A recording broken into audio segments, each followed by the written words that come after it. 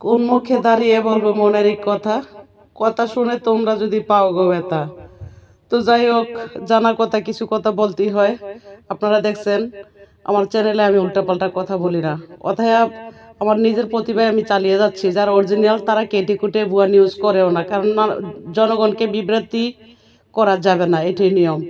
কিন্তু যারা করার তারা করে লাইক কমেন্টে ভিউর জন্য। আপনারা দেখছেন আমার লাইক কমেন্টে শেয়ার সাবস্ক্রাইব কিছুই নাই, তবুও যথেষ্ট শুক্রিয়া, যতটুকুই হয়েছে 596 জন সাবস্ক্রাইবার হয়েছে, আস্তে আস্তে এমনি বাড়বে।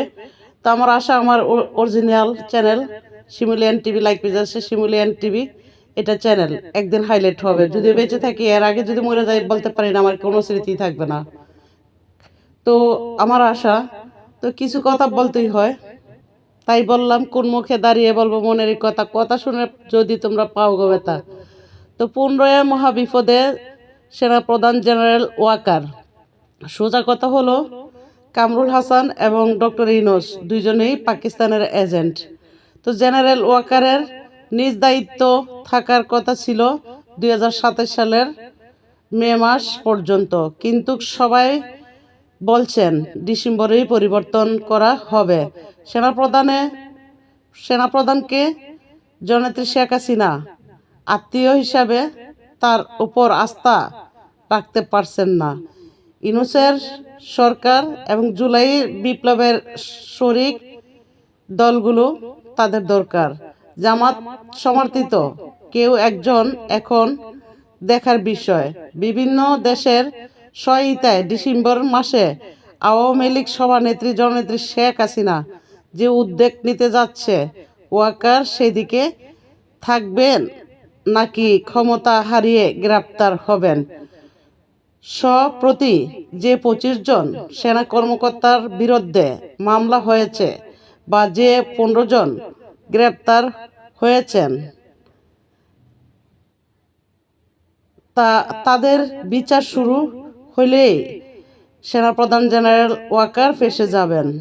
অন্যদিকে সশস্ত্র বাহিনী দিবসে পুরো মিডিয়ার সামনে দাঁড়িয়ে ইউনূস তো বলেই দিলেন, জুলাই বিপ্লব যখন অসম্ভব হয়ে পড়েছিল তখন জেনারেল ওয়াকার এবং সেনাবাহিনী তাদের সাথে হাত মিলিয়ে জননেত্রী শেখ হাসিনা সরকারের পতন ঘটিয়েছিল। তো এসবের মধ্যে জেনারেল ওয়াকার যদিও সময় মতো সঠিক সিদ্ধান্ত নিতে ভুল করেন, তার মহাবিপদ সামনে ইউনূস অলরেডি সত্যি প্রকাশ করে ওয়াকার জড়িত ছিল বলেই 5 আগস্ট হয়েছে।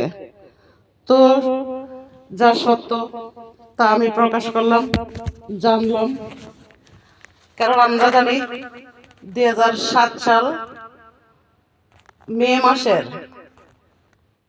পর্যন্ত সে ক্ষমতায় থাকবেন। তো হঠাৎ করে এমন সিদ্ধান্ত নেওয়া মানে এখানে নিশ্চয়ই রহস্য রয়েছে। তো বিপদ জেনারেল ওয়াকারেরই হবে, সেনাপ্রধান জেনারেল ওয়াকার সাহেবেরই হবে, এটি বাস্তবে। তো আসলে আমি অন্য ভাষায় কথা বলতে গিয়ে জেনারেল ওয়াকার বলছি, কিন্তু সে একজন এখনো মাননীয় দেশের সেনাপ্রধান, ওনাকে সম্মান দিতে হবে। তবে এটা সত্যি, তো ওনার বিপদ আছে। আমরা সকলে মিলা যখন ওনার তো আগেই বিপদ ঘটাইতে চাইছে, যখনই ওনার বিপদ দেখছি আমরা সকলেই অন্যরকম সুর দিছি যেন উনি ক্ষমতায় থাকেন জননেত্রী শেখ হাসিনার আত্মীয় হিসাবে। তো সেই জায়গার মধ্যে ডক্টর ইউনূস যা বলছে সেই মোতাবেক জেনারেল ওয়াকারের বিপদ হবেই, এটা বাস্তবে। কিন্তু যদিও সে সময় মতো সঠিক সিদ্ধান্ত না নেয়, ওনার বিপদ হবেই। তা আমি মনে করি এখনো